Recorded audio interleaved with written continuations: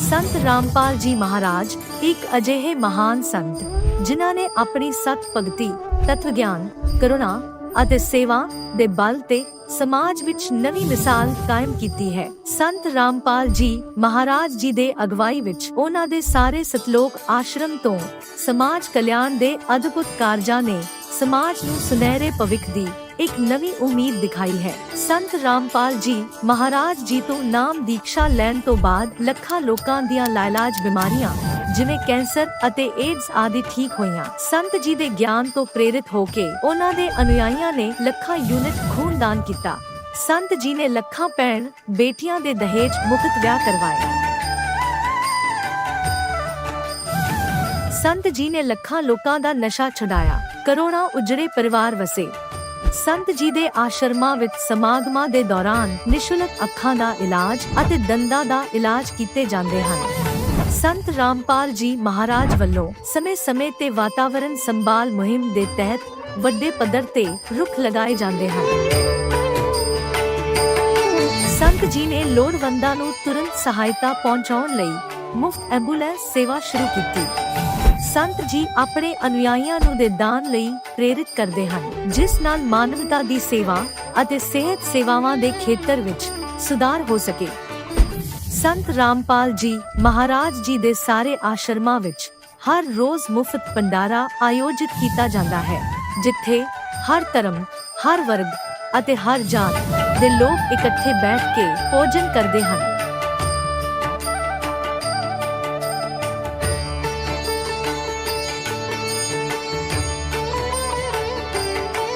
संत रामपाल जी महाराज दे आश्रमां विच हजारां बुजुर्गां नूं सन्मान ਅਤੇ ਪਿਆਰ ਨਾਲ ਜੀਵਨ ਜਿਉਣ ਦਾ ਮੌਕਾ ਮਿਲਦਾ ਹੈ। ਉਹਨਾਂ ਦੇ ਖਾਣ, ਰਹਿਣ ਅਤੇ ਸਿਹਤ ਦੀ ਪੂਰੀ ਜ਼ਿੰਮੇਵਾਰੀ ਸੰਤ ਰਾਮਪਾਲ ਜੀ ਮਹਾਰਾਜ ਚੱਕਦੇ ਹਨ।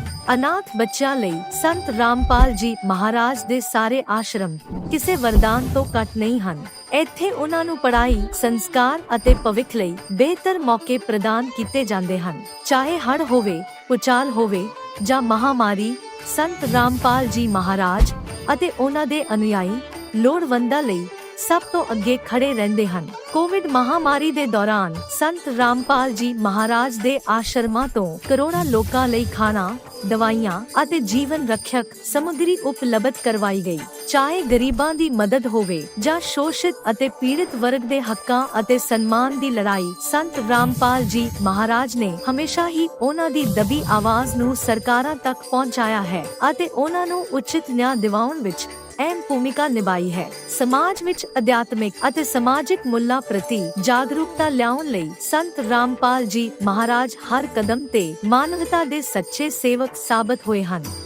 ਸੰਤ ਰਾਮਪਾਲ ਜੀ ਮਹਾਰਾਜ ਦਾ ਜੀਵਨ ਸਾਨੂੰ ਸਿਖਾਉਂਦਾ ਹੈ ਕਿ ਸੱਚੀ ਸੇਵਾ ਉਹੀ ਸੇਵਾ ਹੈ ਜੋ ਨਿਸਵਾਰਥ ਭਾਵ ਨਾਲ ਕੀਤੀ ਜਾਵੇ। ਆਓ ਅਸੀਂ ਵੀ ਇਸ ਸੇਵਾ ਦੇ ਮਹਾਨ ਕਾਰਜ ਵਿੱਚ ਇਸ ਮਹਾਨ ਸੰਤ ਨਾਲ ਜੁੜੀਏ ਅਤੇ ਸੰਤ ਰਾਮਪਾਲ ਜੀ ਮਹਾਰਾਜ ਤੋਂ ਨਾਮ ਉਪਦੇਸ਼ ਲੈ ਕੇ ਆਪਣੇ ਜੀਵਨ ਨੂੰ ਧਨ ਬਣਾਈਏ।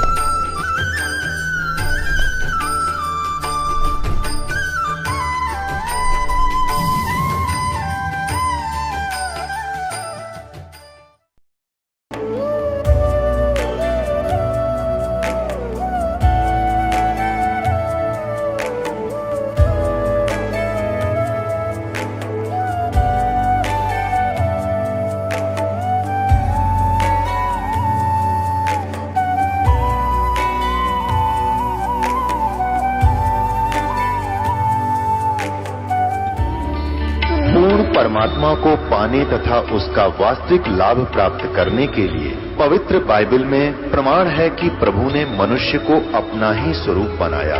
6 दिन में सृष्टि रचकर 7वें दिन विश्राम किया। कुरान शरीफ में प्रमाण है कि हजरत मोहम्मद को खुदा स्वयं कह रहे हैं कि मैंने तुम्हें उस परमात्मा की महिमा बताने के लिए भेजा है। वो परमात्मा कबीर है जिसने 6 दिन में सृष्टि रची तथा 7वें दिन तख्त पर जा विराजा। उसकी खबर किसी बाखबर से पूछकर तो देखो। कृपया अवश्य सुनिए जगत गुरु तत्वदर्शी संत रामपाल जी महाराज के अमृत वचन। नमस्कार दर्शकों, जीवन में हर इंसान कुछ न कुछ तलाशता है, कभी शांति, कभी सुख और कभी अपने अस्तित्व के गहरे अर्थ को समझने की कोशिश करता है। आत्मा और परमात्मा ये वो शब्द हैं जो सदियों से इंसानों के मन में सवाल पैदा करते आए हैं। इन्हें समझने की कोशिश में कई बार इंसान उलझ जाता है, क्योंकि धर्म और मजहब की दीवारें रास्ते में खड़ी होती हैं। पर कुछ लोग ऐसे होते हैं जो इन दीवारों को पार कर सत्य की खोज में आगे बढ़ते हैं। ऐसे ही एक व्यक्ति हैं छत्तीसगढ़ के रहने वाले हुमन दास जी। उनकी कहानी बेहद खास है। उन्होंने हर धर्म, हर मार्ग को अपनाने की कोशिश की, चाहे वह हिंदू धर्म हो, इस्लाम धर्म, सिख धर्म या ईसाई धर्म। कई गुरुओं का अनुसरण किया, कई मंत्रों का जाप किया और यहाँ तक कि कबीरपंथ से भी जुड़े। परंतु जो आत्मा की सच्ची तृप्ति और परमात्मा को पाने की जो वास्तविक प्यास थी, वह बुझ नहीं पा रही थी। लेकिन कहते हैं कि जब किसी चीज की शिद्दत से खोज हो तो मंजिल मिल ही जाती है। यही हुआ हुमन दास के साथ जब उन्होंने संत रामपाल जी महाराज से दीक्षा ली। दीक्षा लेने के सिर्फ एक सप्ताह के भीतर उन्हें आत्मा और परमात्मा का गूढ़ ज्ञान समझ में आने लगा। उनके जीवन में कई अद्भुत परिवर्तन हुए। उनकी रमैनी हुई और उनकी पत्नी का रक्त स्तर जो सिर्फ 4 ग्राम रह गया था, वह चमत्कारिक रूप से सामान्य हो गया। बचपन से चले आ रहे उनके सिर दर्द से भी उन्हें मुक्ति मिली। आज हुमन दास जी पूरी तरह स्वस्थ हैं और संत रामपाल जी महाराज के मार्गदर्शन में परमात्मा की भक्ति में लीन हैं। आइए अब सुनते हैं हुमन दास की कहानी उन्हीं की जुबानी। नमस्कार सर। नमस्कार सर जी। सर क्या नाम है आपका? मेरा नाम हुमन दास महंत है सर जी। हुमन दास जी आप कहाँ से हैं? मैं ग्राम खोडरी, जिला कोरबा, छत्तीसगढ़ का रहने वाला हूँ सर। हुमन दास जी, संत रामपाल जी महाराज जी से नाम उपदेश आपने कब लिया? संत रामपाल जी महाराज जी से नाम दीक्षा 11/11/2015 में लिया सर जी। सर, संत रामपाल जी महाराज जी से नाम उपदेश लेने से पहले आप क्या भक्ति साधना करते थे? मैं सर्वप्रथम तो गायत्री परिवार का सदस्य रहा। मतलब नाम उपदेश नहीं हुआ था उस समय। मैं गायत्री परिवार में यज्ञ करता था, डेली सुबह यज्ञ करता था, भक्ति करता था, ओम और गायत्री मंत्र का हजारों लाखों बार जाप करता था डेली। और उसके बाद कुछ दिन वहाँ से मैं फिर इस्लाम धर्म में गया था। इस्लाम धर्म में 1 साल रहा हूँ मैं तकरीबन। इंसान अली बाबा जी को मानते थे वो, मतलब मज़हब वगैरह का पूजा करवाते हैं वो लोग। उसके बाद सिख धर्म में भी था मैं। सिख धर्म में भी कुछ दिन मैं गया हूँ कोरबा में, जो उनका दरगाह वगैरह बना है वहाँ भी भक्ति वगैरह करते थे, मनन कीर्तन उनके अनुसार से। ईसाई धर्म में रहा हूँ सर जी मैं बहुत दिन से। ईसाई धर्म में क्या है, प्रार्थना कराया जाता था और यीशु को मानने के लिए और परमेश्वर के नाम से डेली दीपक जलाना पड़ता था घर में। उसका भी भक्ति साधना किया मैं बहुत दिन तक। उसके बाद फिर मैं जो है असंग साहब से नाम दीक्षा था, जो टेलीविज़न में जिनका सत्संग आता है, कबीरपंथी का एक पंथ है, वो भी 12 पंथ हैं जिसमें से एक पंथ उनका भी है। उनसे भी नाम दीक्षित था। उनका भी भक्ति साधना सुमरन पूजा करता था मैं। उसके बाद मैं निरंजन महाराज जी से उपदेशी था। निरंजन महाराज जी उड़ीसा वाले हैं। उनसे जाने के बाद लगभग मेरा जो शरीर का तत्व होता है ना, इंसान का तत्व, शरीर का जो पुतला है, उसके बारे में विश्लेषण पूरा मैं समझ गया था। स्त्री क्या है, पुरुष क्या है, मतलब जड़ क्या है, उतना मैं समझ गया था लगभग। और उसके बाद फिर से मैं नाम दीक्षित था चित्रलेखा देवी से, जिनके बाद मैं श्री कृष्ण भगवान जी का पूजा करता था और विष्णु भगवान जी का मैं 12 नाम जाप करता था। और उसके बाद फिर 12 नाम और गणेश जी का फिर 27 नाम। इस प्रकार से ना मैं सर्वप्रथम सो के उठता था, धरती माता को प्रणाम करके इन सब देवी देवताओं का नाम लेता था, 33 करोड़ देवी देवताओं का सब का नाम लेता था। उसके बाद फिर कुछ दिन हुआ, उसके बाद मैं साईं बाबा का उपासक रहा हूँ। साईं बाबा का उपासक मैं बहुत दिन से रहा हूँ सर। उसके बाद मैं धीरे धीरे से हुआ तो एक और कबीरपंथी है जो ये मतलब जांजगीर में है, जिनका नाम कबड्डी दास है। कबड्डी दास भी एक मतलब गुरु के रूप में है। वो उनके से भी नाम दीक्षा था मैं, निज नाम प्राप्त था मैं उस समय, निज नाम का भी मैं किया हूँ सर। और इस प्रकार से मैं नाना प्रकार के मतलब देवी देवताओं का पूजा अर्चन बचपन से ही करते चला आ रहा था। इस प्रकार से मेरे को मतलब वो पहले वाला जो पूरा पूजा पाठ है वो मतलब साधना से चल रहा था, लेकिन मेरे को कोई भक्ति लाभ नहीं हो रहा था सर जी। सर, जैसा कि आपने बताया कि आप बहुत सारी भक्ति साधनाएं करते थे, आप बहुत से धर्मों में गए, आपने अनेकों गुरु बनाए। सर, इसका क्या कारण रहा? आपने इतनी सारी भक्ति साधनाएं क्यों बदलनी? आखिर आप क्या चाहते थे?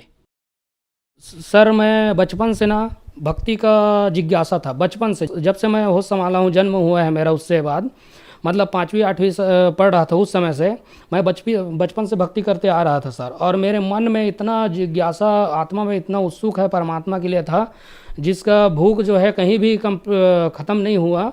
वो भक्ति का भूख जो है ना, आत्मा का खुराक होता है, वो आत्मा का खुराक कहीं से मेरे को नहीं मिल रहा था।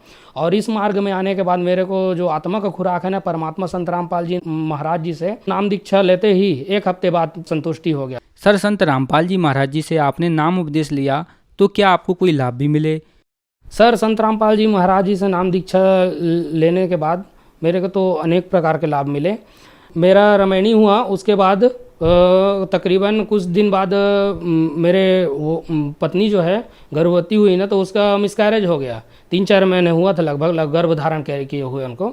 तो उस समय लॉकडाउन चल रहा था, तो क्या है ना, उनका शरीर से ब्लड लगभग निकल गया था। उनके ब्लड शरीर में 4 ग्राम था। टीके नाम के हॉस्पिटल है, वहाँ हम लोग लेके गए प्राइवेट हॉस्पिटल में हम लोग उसको लेके गए ना, तो उसका शरीर जो है ऐंठन हो गया था, मतलब ऑटोमेटिक उसका शरीर जो है ऐंठा रहा था मेरे धर्मपत्नी का। तो उसके बाद ना वहाँ के डॉक्टर लोग हम लोग को बोल दिए कि हम लोग इसको नहीं बचा सकते, बोले आप लोग ना इसको जिला चिकित्सालय में एडमिट कीजिए, बोले सरकारी हॉस्पिटल में, और वहीं से इनका इलाज होगा, बोले, है ना। तो हम लोग वहाँ से लेके गए प्राइवेट हॉस्पिटल से। जैसे ही लेके निकले वहाँ से, तब मैं परमात्मा को वहीं से गुहार लगाना चालू किया। और मतलब उस दिन तो गारंटी था मेरे धर्मपत्नी नहीं बचेगी बोल के, तो परमात्मा को मैं गुहार लगाया कि हे परमात्मा एक बार बचा दीजिए बोल के। तो परमात्मा ने दया किया मेरे ऊपर, बहुत ही किया। मतलब हम लोग जिला हॉस्पिटल पहुँचे ना, तो जिला हॉस्पिटल पहुँचे तो वहाँ का जो मेन स्टाफ, मतलब सीनियर जो सर रहते हैं, वो लोग भी मना कर दिए थे फर्स्ट में कि आप लोग मतलब ये सीरियस केस है, हम लोग नहीं ले सकते बोल के। तो मैं निवेदन किया कि बचा लीजिए मैडम बोल के। तो वही मैडम बोली कि एक काम करो, बोले ले आओ उनको, बोले। और जब उनको बुलाए ना, उसके बाद उनका ब्लड 3 ग्राम हो गया था, 3 यूनिट हो गया था शरीर में ब्लड। और उनका ना डेट होने ही वाला था कि उनको ना ग्लूकोज बॉटल चढ़ा, फिर उनके बाद फिर बॉटल चढ़ा।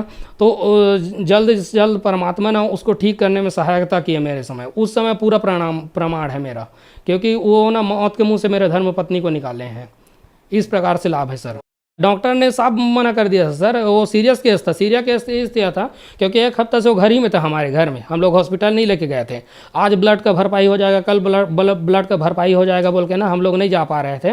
और जब 6 ग्राम यूनिट ब्लड था ना, उसी समय हम निकले थे और ब्लड कम होते गया, जिसके कारण बहुत दिक्कत आ रहा था। और परमात्मा ने वो दिक्कत भी सॉल्व कर दिया सर जी। और सर दर्द चल रहा था बचपन से मेरा। जब मैं वो पूजा पाठ कर रहा था ना, उस समय मेरा सर दर्द चल रहा था बचपन से। वो सर दर्द भी परमात्मा के सर में आने से मेरा लाभ हुआ है सर जी। सर, संत रामपाल जी महाराज जी से नाम उपदेश लेने के बाद आपको बहुत सारे लाभ मिले। तो जो दर्शक आज आपको टीवी पर देख रहे हैं, वो भी संत रामपाल जी महाराज जी से नाम उपदेश लेना चाहते हैं, तो कैसे ले सकते हैं? संत रामपाल जी महाराज जी का अनेकों चैनल में सत्संग आता है। वहाँ नीचे पीली पट्टी है, उस पट्टी में अनेकों नंबर हैं, उसमें आप कॉल लगाकर आप नंबर से आश्रम से संपर्क कर सकते हैं और उनसे नाम दीक्षा लेकर आप अपने मनुष्य जीवन को सफल बना सकते हैं सर जी। धन्यवाद सर। धन्यवाद सर। अब जगत गुरु तत्वदर्शी संत रामपाल जी महाराज जी के सत्संग के माध्यम से उस अद्वितीय आध्यात्मिक ज्ञान के बारे में जानते हैं, जिसके माध्यम से आप भी प्राप्त कर सकते हैं ऐसे आध्यात्मिक, मानसिक और भौतिक सुख जो अभी तक आपने सिर्फ मीराबाई, ध्रुव, प्रहलाद जैसे कुछ ही भक्तों की जीवन कथा में सुने होंगे। अब सुनिए तत्वदर्शी संत के संग शास्त्र अनुकूल भक्ति सत्संग, ऐसा अद्वितीय आध्यात्मिक ज्ञान जिसका है सर्वधर्मों के पवित्र शास्त्रों में प्रमाण। परमपिता परमात्मा पूर्ण ब्रह्म सारी सृष्टि के रचनहार कुल मालिक कबीर जी की असीम रजा से आप सभी पुण्यात्माएं सत्संग सुनने के लिए उपस्थित हुए। सौभाग्य आपका, आप जी सतलोक आश्रम बरवाला, जिला हिसार, हरियाणा के अंदर आप उपस्थित हुए। कोटि कोटि जन्मों के शुभ संस्कार जिस पुण्य आत्मा के उदय होते हैं, वही पुण्यकर्मी प्राणी सतलोक आश्रम बरवाला, जिला हिसार से जुड़ते हैं। उन पुण्यात्माओं के पूर्व संस्कारों की गिनती नहीं हो सकती। परमेश्वर कबीर जी हम सभी आत्माओं को यथार्थ ज्ञान कराने के लिए आते हैं, और वो ज्ञान वो अपने मुख कमल से स्वयं बोलते हैं। उसको श्रीमद् भगवत गीता अध्याय नंबर 4 के श्लोक नंबर 32 में कहा है कि सच्चिदानंद घन ब्रह्म की वाणी में ब्रह्मण मुखे, ब्रह्मण मुखे का अर्थ है सच्चिदानंद घन ब्रह्म की वाणी में धार्मिक अनुष्ठानों की जानकारी विस्तार से कही गई है। और उस अमर वाणी को, तत्व ज्ञान को जानने के पश्चात प्राणी पूर्ण रूप से मोक्ष प्राप्ति कर लेता है। चौथे अध्याय के 34वें श्लोक में बताया है कि उस तत्व ज्ञान को जो सच्चिदानंद घन ब्रह्म अर्थात परम अक्षर ब्रह्म पूर्ण परमात्मा सत्य पुरुष स्वयं आकर के अपने मुख कमल से जो ज्ञान देता है, वो तत्व ज्ञान है। उस तत्व ज्ञान को तू तत्वदर्शी संतों के पास जाकर समझ, उनको दंडवत प्रणाम करने से और निष्कपट भाव से, सरलता से प्रसन्न करने से वो तत्वदर्शी संत तुझे उस तत्व ज्ञान का उपदेश करेंगे। इससे एक बात तो ये सिद्ध हो गई है कि गीता ज्ञानदाता ये सच्चिदानंद घन ब्रह्म नहीं है, ये परम अक्षर ब्रह्म नहीं है, ये कंप्लीट गॉड नहीं है। और दूसरी बात ये सिद्ध हो गई है कि गीता जी का ज्ञान इनकम्प्लीट है, ये कंप्लीट नहीं है। क्योंकि गीता ज्ञानदाता स्वयं कहता है कि कोई तत्व ज्ञान है और वो गीता से हटकर है। यदि गीता के अंदर ही वो ज्ञान होता तो वो बोल देता कि गीता अध्याय नंबर फलाने में आप उस ज्ञान को पढ़ो, वो तत्व ज्ञान है। उसने स्पष्ट किया गीता ज्ञानदाता ने कि कोई और ज्ञान है जो गीता का ज्ञान मैं दे रहा हूं उससे हटकर है, और वो कंप्लीट ज्ञान है, कंप्लीट स्पिरिचुअल नॉलेज है। और तीसरा कंसेप्ट ये क्लियर हो गया कि गीता ज्ञानदाता भी उस तत्व ज्ञान से परिचित नहीं है। इसलिए उसने तत्वदर्शी संतों के पास जाकर तत्व ज्ञान को समझने के लिए अर्जुन को कहा है। तो वो तत्वदर्शी संत पुण्यात्माओं, ये दास है रामपाल दास, वो तत्वदर्शी संत है जिस ज्ञान का श्री ब्रह्मा, श्री विष्णु, श्री शिव जी को ज्ञान नहीं, देवी को ज्ञान नहीं, गीता ज्ञानदाता इस सर्वपुरुष ब्रह्म को ज्ञान नहीं। वो ज्ञान परमेश्वर ने अपनी अमृत वाणी में, कबीर वाणी में लिखा हुआ है, और कबीर पंथी भी उस ज्ञान को समझ नहीं सके। सच्चिदानंद घन ब्रह्म की वाणी सूक्ष्म वेद कहलाता है। वो सूक्ष्म वेद को जो कबीर पंथी कहलाते हैं वो भी नहीं समझ सके, क्योंकि वेदों का समझना ये जनसाधारण की सतर की बात नहीं है। गुरु बिन काहू न पाया ज्ञान, जो थोथा बुस छड़े मूड किसान। गुरु बिन वेद पढ़े जो प्राणी, समझे न सार रह अज्ञानी। क्योंकि गुरु के बिना वेदों को समझा नहीं जा सकता, और गुरु के बिना जो वेद पढ़ते हैं उनको निष्कर्ष पता लगता नहीं, सारांश से परिचित नहीं हो पाते। इसलिए उनका प्रयत्न ऐसा है जैसे कोई मूढ़ किसान भूस को कूट कर उससे कनक प्राप्ति का प्रयत्न कर रहा हो, जैसे धान की पराली पड़ी हो कहीं पर और उस पराली को कोई कूट रहा हो और उससे कोई पूछे क्या कर रहा है, कि धान निकाल रहा हूं, तो उसका व्यर्थ प्रयत्न है। वो बुद्धिमान व्यक्ति नहीं है, या तो शराब के नशे में या कति मेंटल है। तो इसी प्रकार बताया है कि वेदों का गुरु के बिना पढ़ना,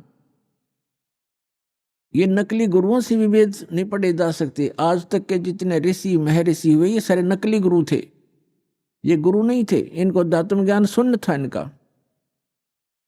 गुरु स्वयं परमात्मा आते हैं। तुम साहेब तुम संत हो, तुम सतगुरु तुम हंस, गरीब दास तेरे रूप बिन और न दूजा अंश। आदरणीय स्वामी रामानंद जी ने जब परमात्मा को सचखंड सतलोक यथास्थान पर देखा और फिर उसको यहां पर भी बनारस में भी देखा, काशी में देखा उस कबीर भगवान को, तब कहा था दोहू ठोर है एक तू और भया एक से दो। गरीबदास जी इन चित्रण कर रहे हैं जैसे तुलसीदास जी ने रामायण को चित्रण किया। गरीबदास तुम हम कारणे तुम आए हो मगजो। रामानंद जी कह रहे हैं कि हमारे लिए आप सतलोक से चलकर आए हो, दोनों ठोड़ आप ही हो, ऊपर भी सतलोक में सचखंड में भी आप हो और यहां भी आप ही हैं। दोहू ठोर है एक तू भया एक से दो, गरीबदास हम कारणे तुम आए हो मगजो। तुम साहेब तुम संत हो, तुम ही भगवान हो, परमेश्वर हो, और तुम ही वास्तव में संत हो जो संत के अंदर गुण होते।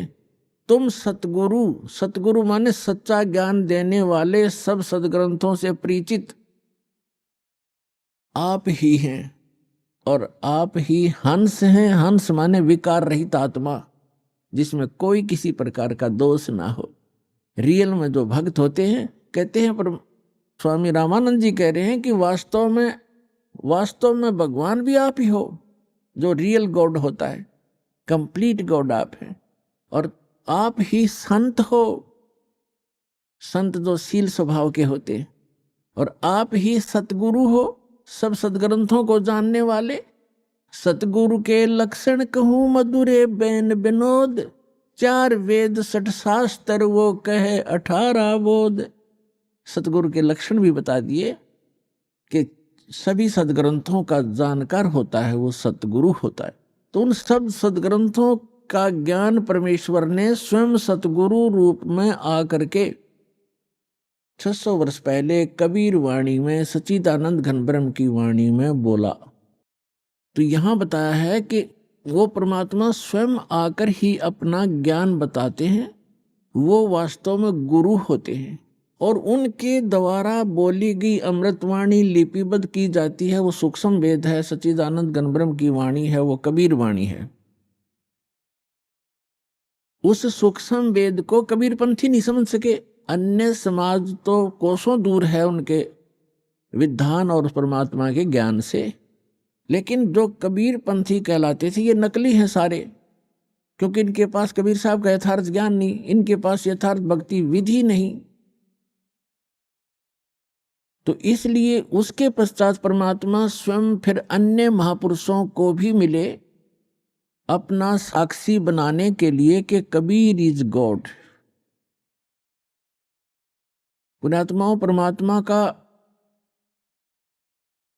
जो ज्ञान है परमात्मा ही करा सकता है। जीव अपनी शक्ति बल से या अपने अभ्यास प्रयत्न से परमात्मा को नहीं जान सकता। अगर ये जान सके होते तो हजारों वर्ष इन्होंने समाधि मेडिटेशन करके देख लिए। अब जो 2.5 घंटे सुबह 2.5 घंटे शाम भक्ति करके मोक्ष का दावा करते हैं, वो खोखला दावा उनका। हजारों वर्ष उन्होंने इस शरीर में खूब टक्कर मार ली और लास्ट में कह दिया गॉड इज फॉर्मलेस, परमात्मा निराकार है, परमात्मा का केवल प्रकाश देखा जा सकता। तो परमात्मा नहीं देख सके वह, परमात्मा का जो प्रकाश देखा है, तो परमात्मा बिना प्रकाश होगा किसका? वो तो ऐसा है जैसे ये शरीर है हमारा, ये ऐसा है जैसे किसी सरोवर तालाब के साथ में कोई मकान बना हो, कोई महल बना हो, और उस सूर्य का प्रकाश उस सरोवर के जल से रिफ्लेक्ट होकर, प्रतिबिंब होकर के, और उस मकान की किसी छत पर लग रहा हो, तो वहां उसका प्रकाश तो सूर्य का है, लेकिन वो सूर्य नहीं है। और कोई ये कहे ये प्रकाश तो सूर्य का है जो घर में हम देख रहे हैं, लेकिन सूर्य निराकार है, तो क्या वो बुद्धिमान व्यक्ति हो सकते? तो इस शरीर रूपी महल में उस परमात्मा का रिफ्लेक्टेड यानी प्रतिबिंब का जो बना हुआ प्रकाश है, प्रतिबिंब देखते हैं ये लोग, और लास्ट में इन्होंने यही मान लिया कि परमात्मा निराकार है, परमात्मा का केवल प्रकाश देखा जा सकता है त्रिकुटी में या जहां भी वो ध्यान का व्यर्थ प्रयत्न करते हैं।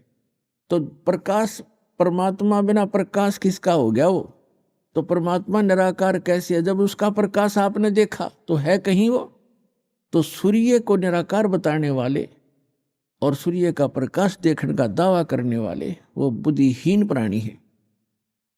यही यथास्थिति समझ लेना इन अज्ञानी ऋषि, महर्षि और आज तक के जितने परमात्मा से अपरिचित संत हैं, उन्होंने यही थ्योरी बताई है, चाहे वो राधा स्वामी पंथ से संबंधित है, चाहे वो धन सतगुरु पंथ से, चाहे जय गुरुदेव पंथ से, और चाहे कोई अन्य जितने भी आज तक संत ऋषि महर्षि आप जिससे भी विचार सुनोगे, परमात्मा निराकार है। और जो निराकार और साकार दोनों स्थिति बताते हैं वो कति अनजान है। वो कहते हैं परमात्मा मूलतः तो वो निराकार ही है, लेकिन यहां साकार बनकर आता है, जैसे श्री राम और श्री कृष्ण रूप में। कोई बात हुई? फिर निराकार साकार अलग कैसे हो गया? तो साकार मानो या निराकार मानो उसको, तो दोनों सच्ची नहीं होती किसी वस्तु की। कोई नहीं होगा अंधा भी है और दिखे भी है, ये दोनों बात थोड़ी हो सकती है कि अंधा है तो अंधा ही है, उसको दिखता नहीं फिर, और दिखता है फिर अंधा कैसे? निराकार है तो साकार कैसे? वो साकार है तो निराकार कैसे? तो जिन महापुरुषों को परमात्मा स्वयं मिले अपने प्रयत्न से, पुण्यात्माओं, आज तक किसी ने भगवान को पाया नहीं।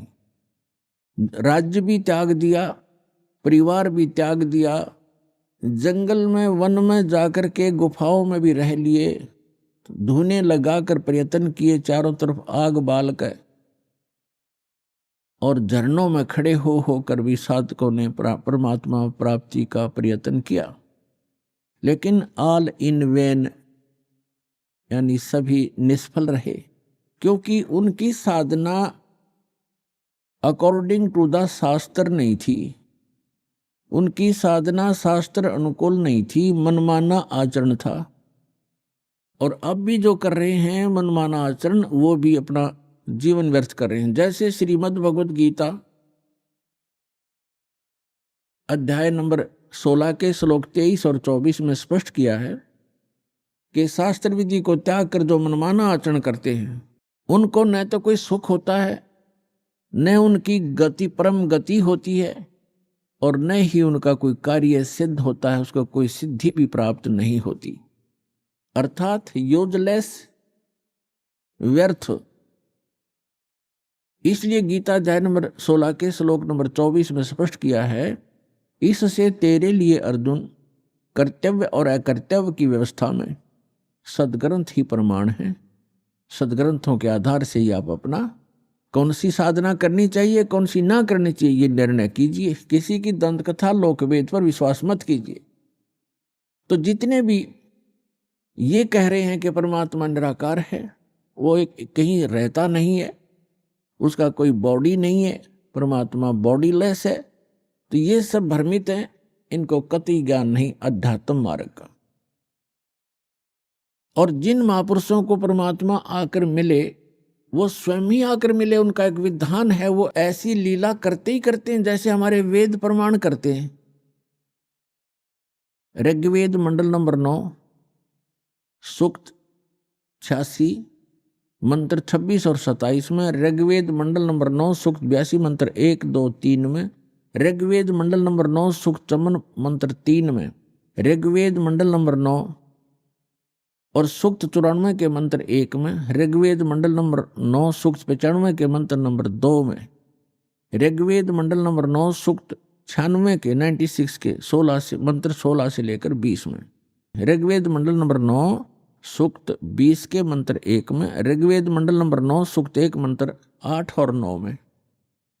और भी अनेक स्थानों पर यह प्रत्यक्ष प्रमाण है कि परमात्मा ऊपर रहता है सतलोक में, तेजो में, लोक में, धाम में। वो एक पृथ्वी है जो स्वप्रकाशित है और वहां से वहां परमात्मा एक राजा के समान विराजमान है, सिंहासन पर, यानी तख्त पर।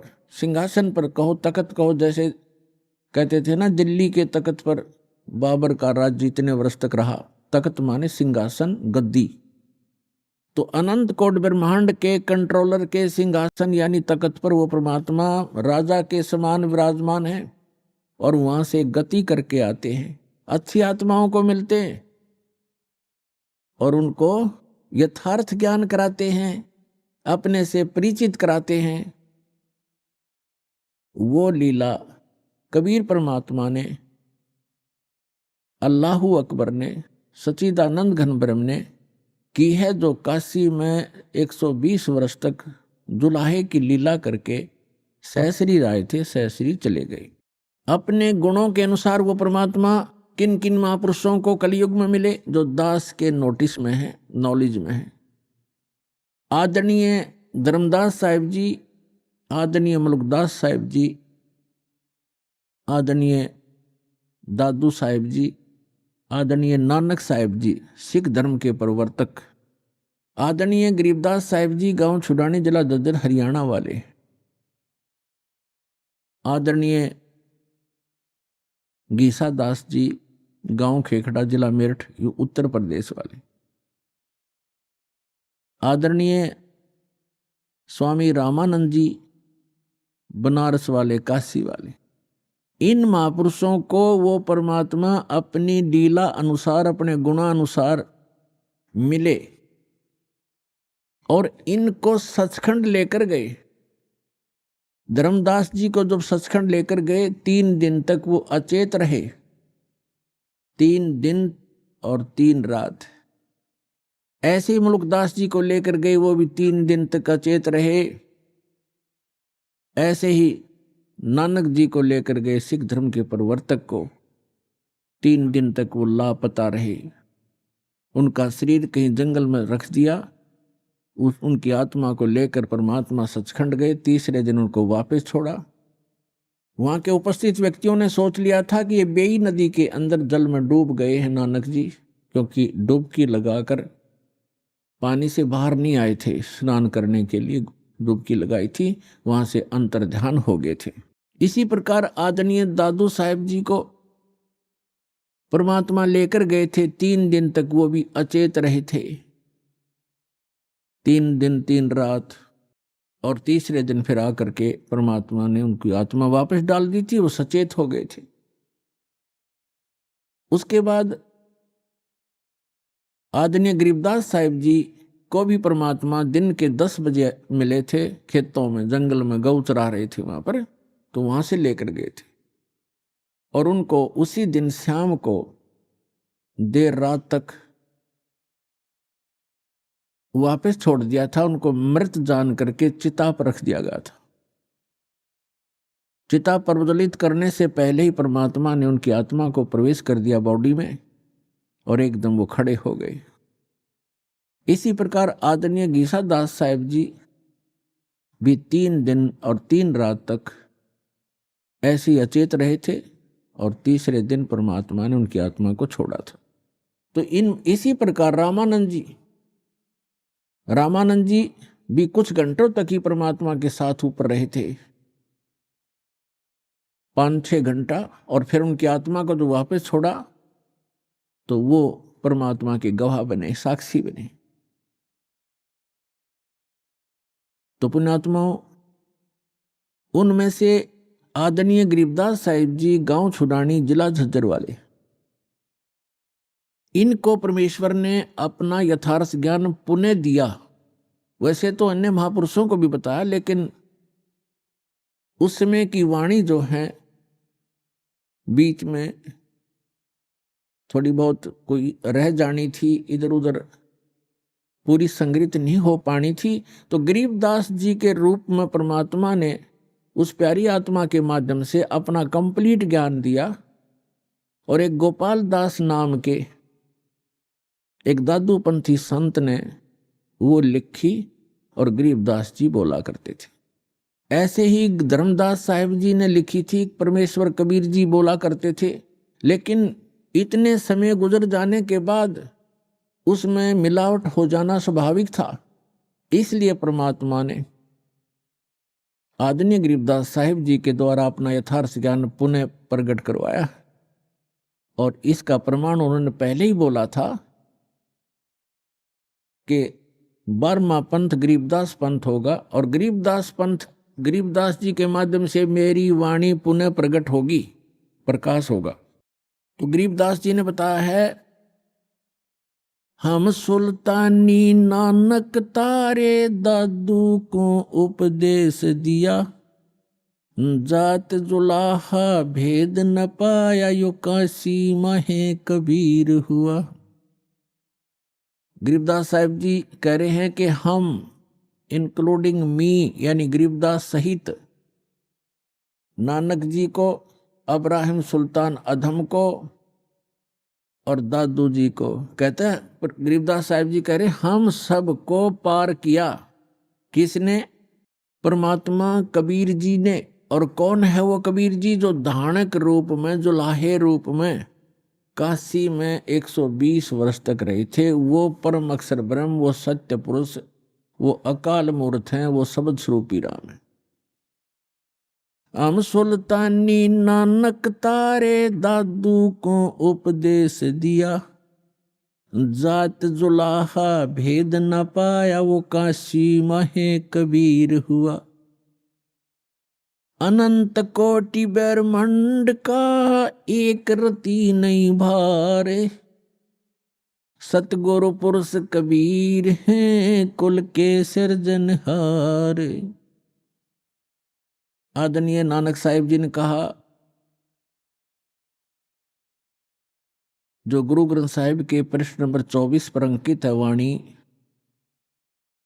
कि एक सवान दुई सवानी नाल भलके भोकाई, सदा बियार कूड़ छुड़ा मूठा जूठा मरदार, ये धानक रूप रहा करतार। फाई तेरा एक नाम तारे संसार में, एहो आस एहे आधार, और धानक रूप रहा करतार। फाई सूरत मलोकी वेश, ए ठगवाड़ा ठगी देश, खरा सियाणा भौता भारी, ये धानक रूप रहा करतार। आदरणीय नानक साहिब जी को फिर परमेश्वर ने उनको बेई नदी के किनारे वापस छोड़ दिया सशरीर।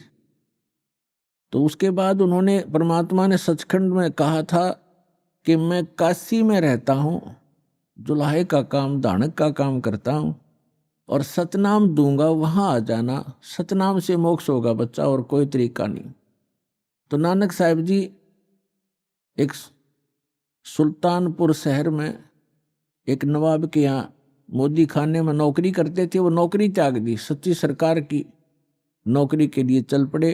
बनारस में पहुंचे, जब देखा जो सचखंड में देखी थी जो सूरत, और वो देखा वहां एक जुलाहे के रूप में कपड़ा बुनते हुए, तब कहा था, फाई सूरत मुल्क की वेश, ए ठगवाड़ा ठगी देश, खरा सियाणा बहुता बार, ये धानक रूप रहा करता।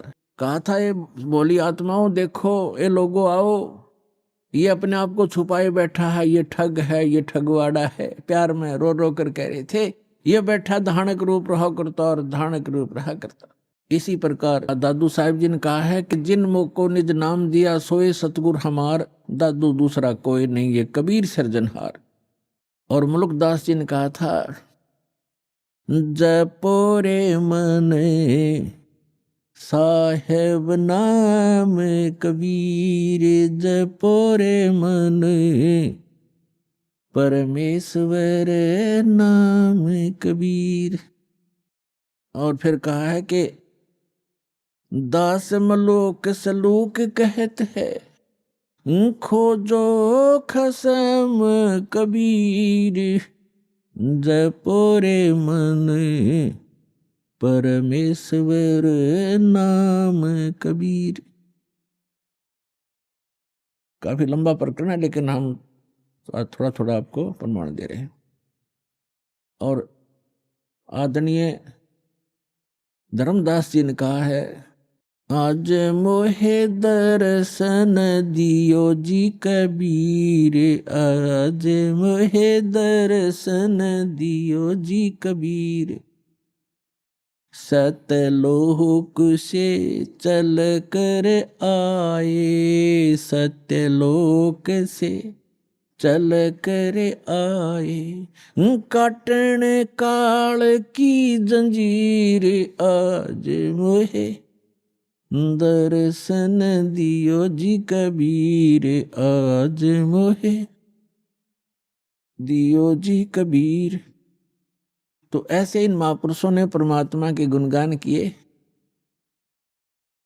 और गरीबदास साहिब जी कहते हैं, अनंत कोट ब्रह्मांड का एक रति नहीं भार, और सतगुरु पुरुष कबीर हैं ये कुल के सृजनार।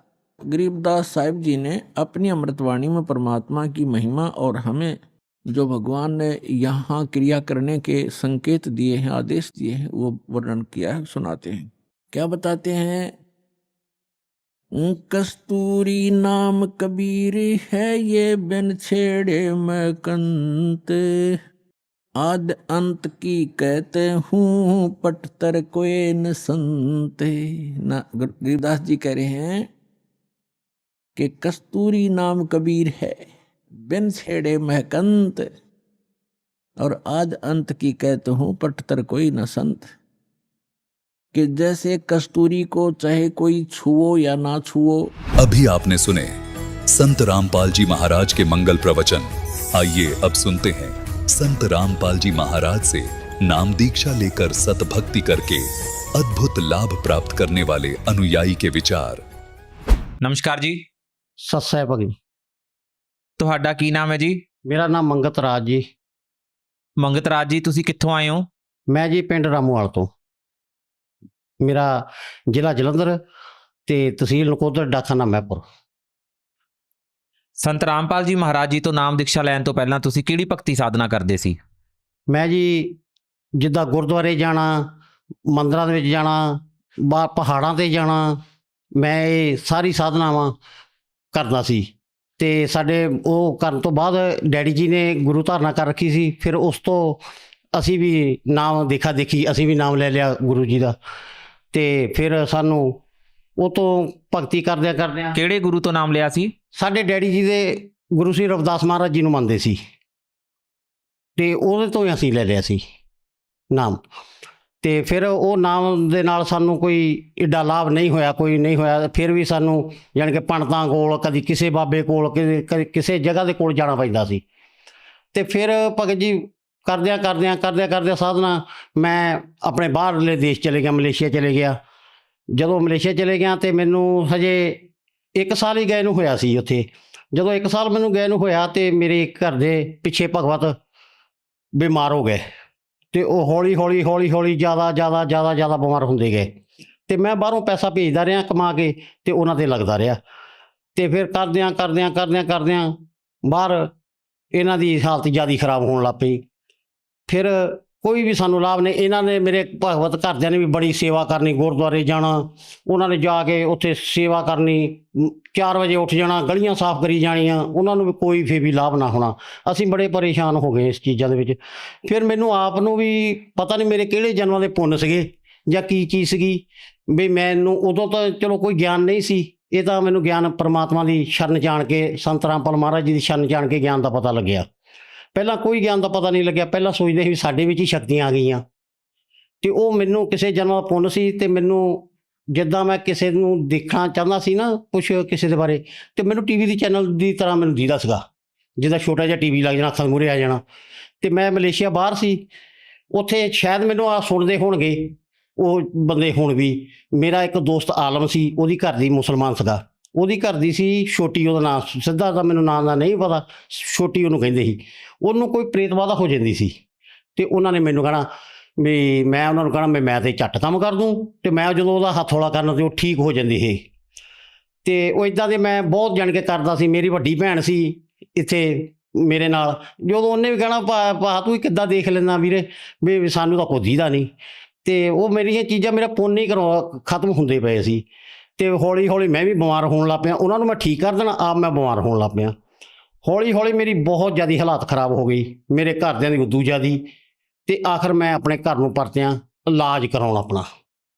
ਜਦੋਂ ਮੈਂ ਇਲਾਜ ਕਰਾਉਣ ਪਰਤਿਆਂ ਘਰੋਂ ਅਤੇ ਆਇਆ ਅਤੇ ਮੈਂ ਆਪਣਾ ਇਲਾਜ ਕਰਾਇਆ, ਫਿਰ ਮੈਂ ਵਾਪਸ ਚੱਲਿਆ ਅਤੇ ਮੇਰੇ ਠੀਕ ਨਹੀਂ ਹੋਇਆ। ਅਤੇ ਮੇਰੇ ਇੱਕ ਅਨਪਦੇਸ਼ੀ ਮੁੰਡਾ ਸੀ ਸਾਡੇ ਮੇਰੇ ਪਿੰਡ ਦਾ ਹੀ ਬੂਟਾ, ਉਹਨੇ ਨਾਮ ਹਜੇ ਤੱਕ ਨਹੀਂ ਲਿਆ ਪਰਮਾਤਮਾ ਦਾ।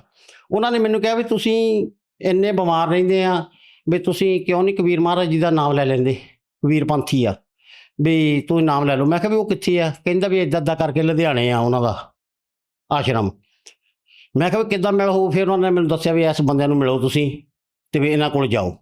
ਮੈਂ ਕਿਹਾ ਕੋਈ ਨਹੀਂ ਦੇਖਾਂਗੇ। ਉਹਨਾਂ ਨੇ ਮੈਨੂੰ ਇੱਕ ਕਿਤਾਬ ਦਿੱਤੀ ਗਿਆਨ ਗੰਗਾ, ਮੈਂ ਉਹ ਥੋੜ੍ਹੀ ਜਿਹੀ ਪੜ੍ਹੀ ਅਤੇ ਰੱਖ ਦਿੱਤੀ। ਮੈਨੂੰ ਦੰਤ ਕਥਾ ਲੱਗੀ ਇੱਦਾਂ ਹੀ ਪੜ੍ਹ ਕੇ, ਥੋੜ੍ਹੀ ਜਿਹੀ ਮੈਂ ਪੜ੍ਹੀ ਐਵੇਂ 2 ਵਾਰ ਕੇ, ਅਤੇ ਮੈਂ ਰੱਖ ਦਿੱਤੀ। ਮੈਂ ਫਿਰ ਜਾਣੀ ਕਿ ਆਪਣੇ ਦੇਸ਼ ਮਲੇਸ਼ੀਆ ਨੂੰ ਕਮਾਈ ਕਰਨ ਫਿਰ ਚਲੇ ਗਿਆ। ਮੈਂ ਜਾ ਕੇ ਅੱਧਾ ਦਿਨ ਲਾਇਆ ਜੀ ਕੰਮ 'ਤੇ, ਪਹਿਲੇ ਦਿਨ ਹੀ ਅੱਧਾ ਦਿਨ ਲਾ ਕੇ ਮੈਂ ਨਾਲ ਹੀ ਬਿਮਾਰ ਹੋ ਗਿਆ। ਮੈਨੂੰ ਖਾਣਾ ਪੀਣਾ, ਪੈਰ ਸੁੱਜ ਗਏ, ਕੁਛ ਵੀ ਬੰਦ ਹੋ ਗਿਆ। 17 ਦਿਨ ਜੀ ਮੈਂ ਉੱਥੇ ਬਿਮਾਰ ਹੀ ਪਿਆ ਰਿਹਾ। ਫਿਰ ਮੇਰਾ ਦੋਸਤ ਸੀ ਇਸ ਟਾਈਮ 'ਤੇ ਮੈਨੂੰ ਸੁਣਦਾ ਹੋਊਗਾ, ਆਜ਼ਾਦ, ਉਹ ਵੀ ਬੰਦਾ ਮੁਸਲਮਾਨ ਸੀ, ਪਾਕਿਸਤਾਨ ਦਾ ਸੀ। ਉਹਨੇ ਮੈਨੂੰ ਟਿਕਟ ਲੈ ਕੇ ਪੈਸੇ ਇਕੱਠੇ ਕਰਕੇ ਅਤੇ ਮੈਨੂੰ ਮੇਰੇ ਘਰ ਪਹੁੰਚਾ ਦਿੱਤਾ। ਕਹਿੰਦਾ ਤੂੰ ਆਪਣੇ ਬੱਚਿਆਂ 'ਚ ਚੱਲ ਜਾ, ਵੀ ਤੇਰਾ ਪਤਾ ਕੋਈ ਨਹੀਂ ਤੂੰ ਬਚੇ ਕਿ ਨਾ ਬਚੇ। ਮੇਰੇ ਘਰ ਦੇ ਆਏ, ਬੜੇ ਹਾਲਾਤ ਖਰਾਬ ਹੋ ਗਏ, ਕਰਜ਼ੇ ਸਿਰ ਹੋ ਗਏ। 4.5 ਲੱਖ ਦਾ ਕਰਜ਼ਾ ਵੀ ਮੇਰੇ ਸਿਰ ਹੋ ਗਿਆ। ਜਦੋਂ ਇੰਨਾ ਕੁਛ ਹੋਣ ਦੇ ਬਾਵਜੂਦ ਮੈਂ ਘਰਦਿਆਂ ਨੂੰ ਕਹਿੰਦਾ ਵੀ ਅਸੀਂ ਦੋਨਾਂ ਨੇ ਰੋਣਾ। ਇਹਨੇ ਮੈਨੂੰ ਕਹਿਣਾ ਵੀ ਮੈਂ ਵੀ ਬਿਮਾਰ, ਮੈਂ ਕਹਿਣਾ ਮੈਂ ਬਿਮਾਰ ਹਾਂ ਅਤੇ ਸਾਡੇ ਤੋਂ ਕੁਛ ਨਾ ਹੋਣਾ। ਅਤੇ ਇਹਨੇ ਮੈਨੂੰ ਇੱਥੇ ਤੱਕ ਵੀ ਕਹਿ ਦਿੱਤਾ ਕਿ ਜੇ ਮੈਨੂੰ ਕੁਛ ਹੋ ਗਿਆ ਤੁਸੀਂ ਦੂਜਾ ਵਿਆਹ ਨਾ ਕਰਾਇਓ। ਮੈਂ ਕਿਹਾ ਵੀ ਕਿਉਂ ਕਮਲੀ ਇੱਦਾਂ ਗੱਲ ਕਰਦੀ ਆ, ਵੀ ਮੈਂ ਤਾਂ ਤੈਨੂੰ ਕਹਿੰਦਾ ਜੇ ਮੈਨੂੰ ਕੁਛ ਹੋ ਗਿਆ, ਮੈਂ ਸਵੇਰ ਨੂੰ ਨਾ ਉੱਠਿਆ ਤਾਂ ਤੂੰ ਵੱਡਾ ਮੁੰਡਾ ਵਿਆਹ ਕੇ ਵੱਖਰਾ ਕਰਨੀ, ਛੋਟੇ ਨਾਲ ਰਹਿ ਲਈ, ਵੱਡਾ ਆਪਣਾ ਥੋੜ੍ਹਾ ਅੜਬ ਸੁਭਾਅ ਦਾ ਆ। ਇੱਦਾਂ ਦੀਆਂ ਅਸੀਂ ਗੱਲਾਂ ਕਰ ਕਰਕੇ ਰੋਣਾ ਦੋਨਾਂ ਜੀਆਂ ਨੇ, ਕਿਉਂਕਿ ਹਾਲਾਤ ਬਹੁਤ ਖਰਾਬ ਹੋ ਗਏ, ਪੈਸਾ ਸਾਡੇ ਕੋਲ ਨਾ ਰਿਹਾ। ਅਤੇ ਸਾਰਾ ਕੁਝ ਦੇਖ ਕਰਕੇ ਇੱਦਾਂ ਦੀਆਂ ਸਾਡੀਆਂ ਮਜਬੂਰੀਆਂ ਬਣ ਗਈਆਂ ਕਿ ਅਸੀਂ ਆਏ ਰਿਸ਼ਤੇਦਾਰ ਨੂੰ ਵੀ ਦੇਖੀਏ ਵੀ ਸਾਨੂੰ 100 ਦੀ ਬਜਾਏ 200 ਦੇ ਜਾਵੇ। ਇੱਦਾਂ ਦੀਆਂ ਨੀਤਾਂ ਸਾਡੀਆਂ ਭੁੱਖੀਆਂ ਹੋ ਗਈਆਂ, ਕਿਉਂਕਿ ਸਾਡੇ ਕੋਲ ਕੱਖ ਨਹੀਂ ਰਿਹਾ। ਸਾਡੀ ਮਾਂ ਨੇ ਮੇਰੀ ਨੇ ਬੜਾ ਹੋਣਾ ਦੁਖੀ। ਮੇਰੀ ਮਾਂ ਨੇ ਮੈਨੂੰ ਕਦੀ ਰਾਸ਼ਨ ਥੋੜ੍ਹਾ ਬਾਲਾ ਦੇ ਦੇਣਾ, ਅਤੇ ਉਹ ਵੀ ਵਿਚਾਰੀ ਕਿੰਨਾ ਕੁ ਮੈਨੂੰ ਦੇ ਸਕਦੀ, ਕਿਉਂਕਿ ਡੈਡੀ ਸਾਡੇ ਦੀ ਡੈਥ ਹੋ ਚੁੱਕੀ ਸੀ।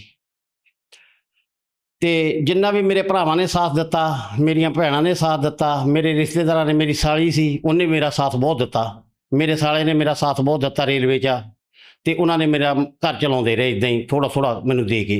ਫਿਰ ਆਖਰ ਜਦੋਂ ਸਾਡੀ ਕੋਈ ਨਹੀਂ ਢੋਈ ਚੱਲੀ ਅਤੇ ਮੈਂ ਪਿਆ ਮੰਜੇ ਦੇ ਉੱਤੇ ਇਹਨਾਂ ਨੂੰ ਆਪਣੇ ਭਗਵਤ ਨੂੰ ਕਿਹਾ, ਮੈਂ ਕਿਹਾ ਮੈਨੂੰ ਜਰਾ ਕਿਤਾਬ ਦਿਓ ਮੈਂ ਪੜ੍ਹਾਂ।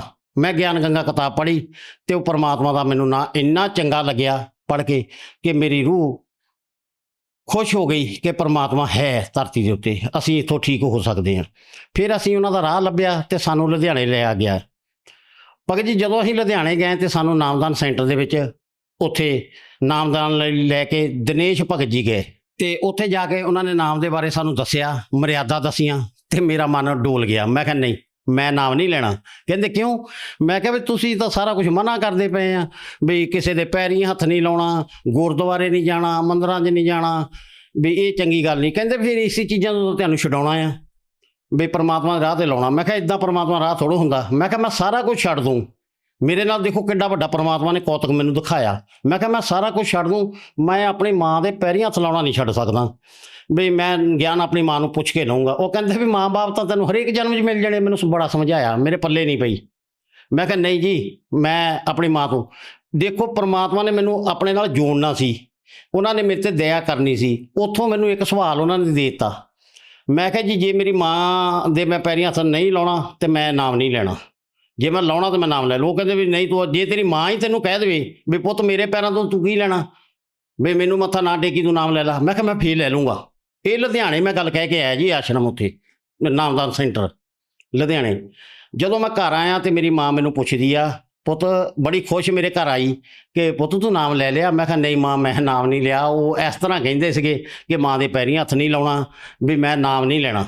ਉਹ ਕਹਿੰਦੇ ਵੀ ਜੇ ਤੈਨੂੰ ਇਹ ਗੱਲ ਕਹੀ ਉਹਨਾਂ ਨੇ ਤੇ ਤੂੰ ਨਾਮ ਲੈਣਾ ਚਾਹੀਦਾ ਤੈਨੂੰ, ਐਡੇ ਵੱਡੇ ਗੁਰੂ ਦਾ, ਤੇ ਤੈਂ ਮੇਰੇ ਪੈਰਾਂ ਤੋਂ ਕੀ ਲੈਣਾ। ਮੈਂ ਸੋਚਾਂ ਵੀ ਇਹ ਤਾਂ ਮੈਨੂੰ ਲੁਧਿਆਣੇ ਗੱਲ ਕਹੀ ਗਈ, ਤੇ ਮੈਂ ਇਸ ਤਰ੍ਹਾਂ ਕਿਸ ਤਰ੍ਹਾਂ ਇਹ ਬਣ ਗਈ ਗੱਲ। ਮੇਰਾ ਮਨ ਨੂੰ ਝੰਜੋੜ ਜਿਹਾ ਲੱਗਿਆ। ਮੈਂ ਕਿਹਾ ਵੀ ਪ੍ਰਮਾਤਮਾ ਹੈ।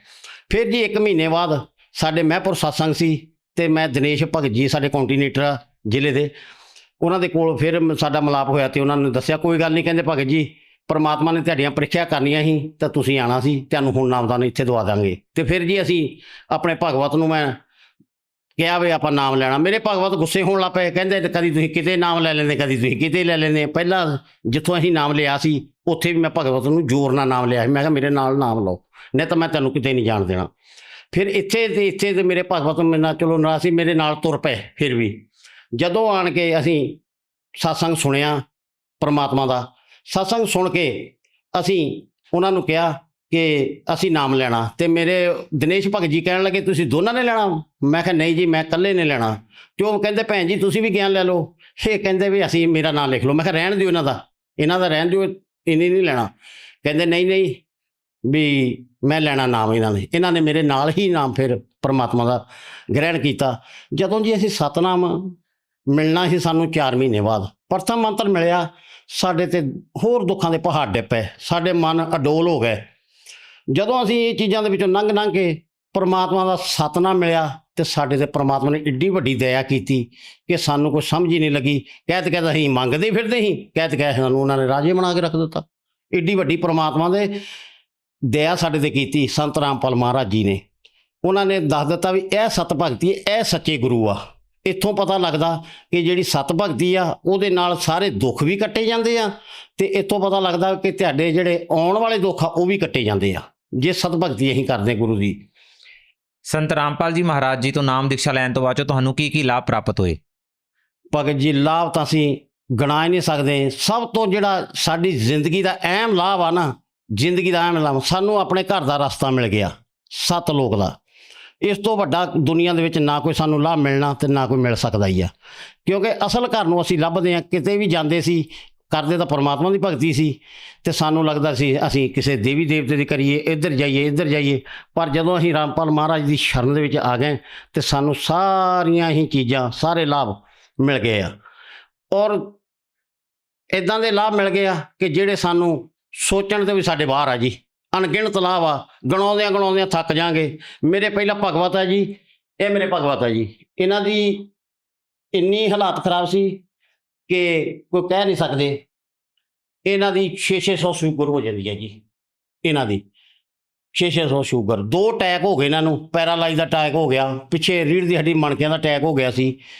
ਪਰਮਾਤਮਾ ਨੇ ਇਹਨਾਂ ਤੇ ਏਡੀ ਵੱਡੀ ਦਇਆ ਕੀਤੀ ਕਿ ਅਸੀਂ ਕੁਛ ਵੀ ਨਹੀਂ, ਉਹ ਜੋ ਭਗਤੀ ਉਹਨਾਂ ਨੇ ਸਾਨੂੰ ਦਿੱਤੀ ਅਸੀਂ ਉਹੀ ਭਗਤੀ ਕੀਤੀ, ਤੇ ਉਹਦੇ ਨਾਲ ਇਹਦੀਆਂ ਜਿੰਨੀਆਂ ਪਹਿਲਾਂ ਮੈਂ ਬਿਮਾਰੀਆਂ ਗਣਾਈਆਂ ਆਪ ਦੀਆਂ ਤੇ ਇਹਦੀਆਂ, ਉਹ ਸਾਡੀਆਂ ਰਾਮਪਾਲ ਮਹਾਰਾਜ ਜੀ ਦੀ ਭਗਤੀ ਕਰਨ ਨਾਲ ਹੀ ਸਮਾਪਤ ਹੋਈਆਂ।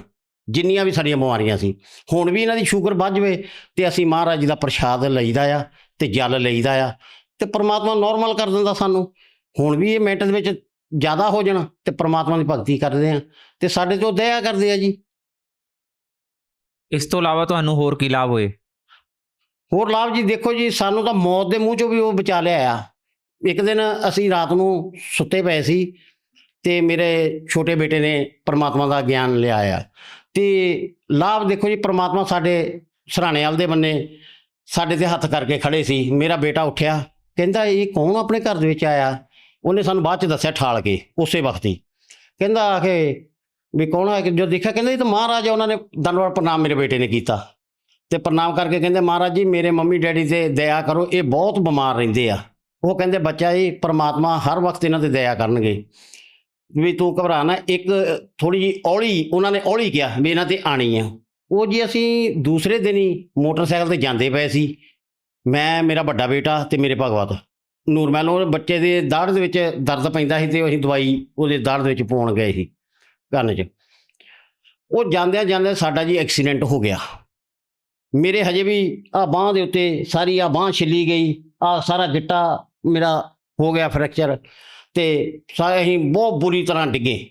ਤੇ ਪਰ ਪ੍ਰਮਾਤਮਾ ਨੇ ਐਡੀ ਦਇਆ ਕੀਤੀ, ਅਸੀਂ ਉੱਠ ਗਏ। ਦੇਖੋ ਜੀ, ਇੰਨੀਆਂ ਸੱਟਾਂ ਲੱਗਣ ਦੇ ਬਾਵਜੂਦ ਵੀ ਉਹਨਾਂ ਨੇ ਸਾਡੇ 'ਚ ਇੰਨੀ ਪ੍ਰਮਾਤਮਾ ਨੇ ਹਿੰਮਤ ਭਰੀ। ਤੇ ਮੈਂ ਮੋਟਰਸਾਈਕਲ ਆਪ ਹੀ ਚਲਾ ਕੇ ਨੂਰਮਹਿਲ ਗਿਆ। ਨੂਰਮਹਿਲੋਂ ਵਾਪਸ ਆਪਣੇ ਘਰ ਮਹਿਤਪੁਰ ਆਣ ਕੇ ਟ੍ਰੀਟਮੈਂਟ ਆਪਣਾ ਕਰਾਇਆ ਜੀ, ਟੀਕੇ ਲਵਾਏ ਤੇ ਪੱਟੀਆਂ ਕਰਾਈਆਂ। ਤੇ ਸਾਨੂੰ ਉਹ ਸ਼ਾਇਦ ਮੌਤ ਹੀ ਸੀ, ਜਿਹੜੇ ਪ੍ਰਮਾਤਮਾ ਨੇ ਸਾਨੂੰ ਉਹ ਇੰਨੇ ਕੁ ਦੇ ਵਿੱਚ ਹੀ ਸਾਨੂੰ ਠੀਕ ਕਰ ਦਿੱਤਾ, ਸਾਰ ਦਿੱਤਾ। ਇਸ ਤੋਂ ਵੱਡੇ ਲਾਭ ਅਸੀਂ ਗਿਣਾ ਹੀ ਨਹੀਂ ਸਕਦੇ ਜੀ, ਸਾਨੂੰ ਪ੍ਰਮਾਤਮਾ ਨੇ ਜਿਹੜੇ ਦਿੱਤੇ ਆ ਜੀ। ਜਿਵੇਂ ਕਿ ਤੁਸੀਂ ਦੱਸਿਆ ਸੀਗਾ ਵੀ ਤੁਹਾਡੇ ਤੇ 4.5 ਲੱਖ ਦਾ ਕਰਜ਼ਾ ਚੜ ਗਿਆ ਸੀਗਾ, ਤੇ ਅਸੀਂ ਬਹੁਤ ਸਾਰੇ ਸੰਤ ਰਾਮਪਾਲ ਜੀ ਮਹਾਰਾਜ ਜੀ ਦੇ ਭਗਤਾਂ ਦੇ ਇੰਟਰਵਿਊ ਸੁਣਦੇ ਹਾਂ ਤੇ ਉਹ ਦੱਸਦੇ ਨੇ ਵੀ ਸੰਤ ਰਾਮਪਾਲ ਜੀ ਮਹਾਰਾਜ ਜੀ ਤੋਂ ਨਾਮ ਦੀਕਸ਼ਾ ਲੈਣ ਤੋਂ ਬਾਅਦ ਚੋਂ ਉਹ ਕਰਜ਼ਾ ਮੁਕਤ ਹੋ ਗਏ। ਕੀ ਸੰਤ ਰਾਮਪਾਲ ਜੀ ਮਹਾਰਾਜ ਜੀ ਤੋਂ ਨਾਮ ਉਪਦੇਸ਼ ਲੈਣ ਤੋਂ ਬਾਅਦ ਚੋਂ ਤੁਸੀਂ ਵੀ ਕਰਜ਼ਾ ਮੁਕਤ ਹੋ ਗਏ? ਭਗਤ ਜੀ, ਕਰਜ਼ਾ ਮੁਕਤ ਦੇਖੋ, ਜਦੋਂ ਅਸੀਂ, ਮੈਂ ਤੁਹਾਨੂੰ ਪਹਿਲਾਂ ਵੀ ਦੱਸਿਆ ਵੀ ਜਦੋਂ ਸਾਨੂੰ ਪ੍ਰਥਮ ਮੰਤਰ ਮਿਲਿਆ ਨਾ, ਉਸ ਵਕਤ ਸਾਡੇ ਹਾਲਾਤ ਬਹੁਤ ਜ਼ਿਆਦਾ ਪ੍ਰਮਾਤਮਾ ਨੇ ਪ੍ਰੀਖਿਆ ਲਈ ਸਾਡੀ, ਕਿ ਇਹ ਬੱਚੇ ਕਿਸ ਤਰ੍ਹਾਂ ਨਾਮ ਤੋਂ ਭੱਜਦੇ ਜਾਂ ਨਹੀਂ ਭੱਜਦੇ। ਪਰ ਅਸੀਂ ਨਾਮ ਤੋਂ ਭੱਜਣ ਦੇ ਜ਼ਰੂਰ ਕਾਬਲ ਹੋ ਗਏ ਸੀ, ਕਿਉਂਕਿ ਸਾਡੇ ਹਾਲਾਤ ਹੀ ਇੱਦਾਂ ਦੀ ਹੋ ਗਈ ਸੀ ਵੀ ਬਹੁਤ ਜ਼ਿਆਦਾ ਹਾਲਾਤ ਮਾੜੀ ਸੀ। ਮੇਰੇ ਕੋਲ ਇੱਕ ਰੇਹੜੀ ਸੀ, ਉਹ ਵੀ ਵੇਚ ਦਿੱਤੀ। ਫਿਰ ਮੇਰੇ ਕੋਲ ਇੱਕ ਮੋਟਰਸਾਈਕਲ ਸੀ, ਮੈਂ ਉਹ ਵੇਚਣਾ ਲਾਤਾ। ਤੇ ਮੈਂ ਆਪਣੇ ਮੋਟਰਸਾਈਕਲ ਦੀ ਸਰਵਿਸ ਮਹਿਪੁਰ ਕਰਾਉਣ ਗਿਆ ਸੀ। ਉੱਧਰ ਮੈਨੂੰ ਸਤਨਾਮ ਮਿਲੇ ਨੂੰ 7 ਹੀ ਦਿਨ ਹੋਏ ਸੀ ਜੀ। ਤੇ ਮੈਂ ਉਹ ਮੋਟਰਸਾਈਕਲ ਸਰਵਿਸ ਕਰਾਈ, ਮੋਟਰਸਾਈਕਲ ਦੀ ਉੱਥੇ ਗੱਲ ਕੀਤੀ ਤੇ ਉਹ ਵੇਚਣਾ ਲਾਤਾ। ਬੰਦਾ ਮੇਰੇ ਘਰ ਇੱਕ ਮੋਟਰਸਾਈਕਲ ਲੈਣ ਆਇਆ, ਤੇ ਉਹ ਜਦੋਂ ਲੈਣ ਆਇਆ ਤੇ ਉਹਦੇ ਨਾਲ ਇੱਕ ਹੋਰ ਬੰਦਾ ਗੁਪਤਾ ਸੀ ਇੱਥੇ ਮਹਿਤਪੁਰ ਦੇ ਵਿੱਚ, ਉਹਦਾ ਸਮੋਸਿਆਂ ਦਾ ਆਈਸਕ੍ਰੀਮ ਦਾ ਕੰਮ ਸੀ। ਤੇ ਉਹਨੇ ਆਣ ਕੇ ਮੈਨੂੰ ਪੁੱਛਿਆ ਵੀ ਭਗਤ ਜੀ ਕੀ ਜਾਣੀ ਕਿ ਵੀ ਤੁਸੀਂ ਠੀਕ ਨਹੀਂ ਰਹਿੰਦੇ ਵੀ ਪਏ ਆ? ਮੈਂ ਕਿਹਾ ਹਾਂ ਜੀ ਮੈਂ ਠੀਕ ਨਹੀਂ ਰਹਿੰਦਾ। ਤੇ ਮੋਟਰਸਾਈਕਲ ਕਹਿੰਦੇ ਤੂੰ ਵੇਚਦਾ? ਮੈਂ ਕਿਹਾ ਹਾਂ ਜੀ ਮੋਟਰਸਾਈਕਲ ਇੱਦਾਂ ਦਾ ਕਰਕੇ ਵੇਚਣਾ। ਤੇ ਉਹ ਜੀ ਮੇਰੇ ਤੋਂ 13,500 ਦਾ ਮੋਟਰਸਾਈਕਲ ਵੇਚ ਦਿੱਤਾ ਮੈਂ ਉਹਨਾਂ ਨੂੰ। ਤੇ ਉਹਨੇ ਨਾਲੇ ਪੁੱਛਿਆ ਵੀ ਕੀ ਕੰਮ ਕਰਦੇ? ਮੈਂ ਕਿਹਾ ਮੈਂ ਵਿਹਲਾ ਰਹਿੰਦਾ, ਮੈਂ ਕੰਮ ਲੱਭਦਾ ਪਿਆ ਵੀ ਮੈਨੂੰ ਕੰਮ ਨਹੀਂ ਮਿਲਦਾ, ਪਰਮਾਤਮਾ ਦੇਣਗੇ ਕਿਤੇ, ਮੈਂ ਤਾਂ ਕਹਿੰਦਾ ਵੀ ਕਿਤੇ ਕੰਮ। ਉਹਨੇ ਭਗਤ ਜੀ ਮੈਨੂੰ ਇੱਕੋ ਗੱਲ ਕਹੀ, ਕਹਿੰਦਾ ਵੀ ਤੂੰ ਇੱਦਾਂ ਕਰ, ਜੇ ਬਿਮਾਰ ਰਹਿੰਦਾ ਮੇਰਾ ਤੂੰ ਯਾਰ ਆ, ਵੀ ਮੈਂ ਤੈਨੂੰ ਬਹੁਤ ਦੇਰ ਬਾਅਦ ਮਿਲਿਆ। ਉਹ ਮੈਨੂੰ ਕੋਈ 10-12 ਸਾਲ ਬਾਅਦ ਮਿਲਿਆ ਸੀ, ਮੇਰਾ ਦੋਸਤ ਸੀਗਾ, ਮੈਂ ਬਾਹਰ ਰਹਿੰਦਾ ਸੀ। ਤੇ ਉਹ ਜਦੋਂ ਮੈਨੂੰ ਕੰਮ ਤੇ ਲੈ ਗਿਆ ਜੀ, ਪਰਮਾਤਮਾ ਨੇ ਇਹੋ ਜਿਹੀ ਦਇਆ ਕੀਤੀ, ਪਹਿਲੇ ਦਿਨ ਤੋਂ ਮੈਨੂੰ ਨੋਟਾਂ ਦੇ ਮੀਂਹ ਵਰਾਉਣੇ ਸ਼ੁਰੂ ਕਰ ਦਿੱਤੇ। ਮੈਂ ਕਰਜ਼ਾ ਮੁਕਤ ਤਾਂ ਇਸ ਤਰ੍ਹਾਂ ਹੋਇਆ, ਮੈਨੂੰ ਪਤਾ ਹੀ ਨਹੀਂ ਲੱਗਿਆ ਮੇਰੇ ਤੋਂ ਕਰਜ਼ਾ ਕਿਸ ਤਰ੍ਹਾਂ ਲੈ ਗਿਆ। ਇੰਨਾ ਕਰਜ਼ਾ 4.5 ਲੱਖ ਦਾ ਕਰਜ਼ਾ ਸੀ ਮੇਰਾ, ਤੇ ਜਿਹੜਾ ਮੈਂ ਦੇਣਾ ਸੀ।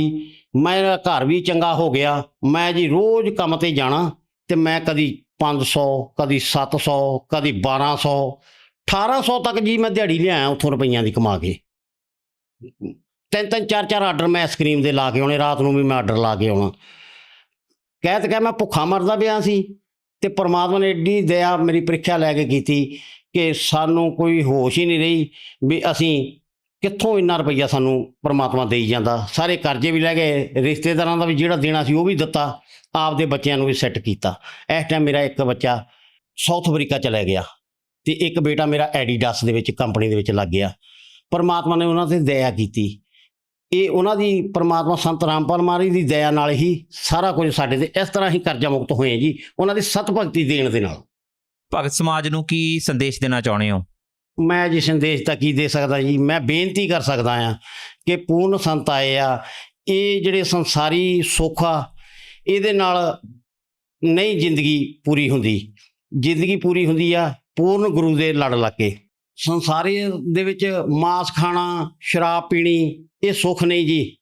ਉਹ ਗੁਰੂ ਜੀ ਕਹਿੰਦੇ ਆ, ਸਾਨੂੰ ਵਾਰ-ਵਾਰ ਸਮਝਾਉਂਦੇ ਆ, ਤਿਲ ਪਰ ਮੱਛੀ ਖਾਏ ਕੇ ਕੋਟ ਦੇ ਗਊਦਾਨ, ਕਾਂਚੀ ਮੇ ਕਰਵਟ ਲੈ ਮਰੇ ਤੋ ਵੀ ਨਰਕ ਨਿਦਾਨ। ਦੇਖੋ ਜੀ, ਅਸੀਂ ਤਾਂ ਰੁੱਗ ਪਰ ਮੱਛੀਆਂ ਖਾਧੀਆਂ ਆ, ਤੇ ਸਾਡੀ ਕਿੱਥੋਂ ਉਹ ਮੁਕਤੀ ਹੋਊਗੀ।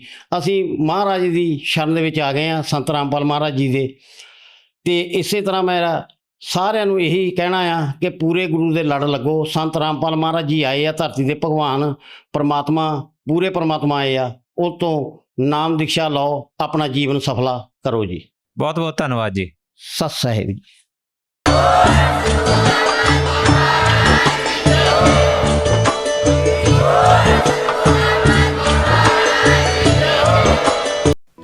आप सुन रहे थे जगत गुरु तत्वदर्शी संत रामपाल जी महाराज के मंगल प्रवचन। अधिक जानकारी के लिए संपर्क करें।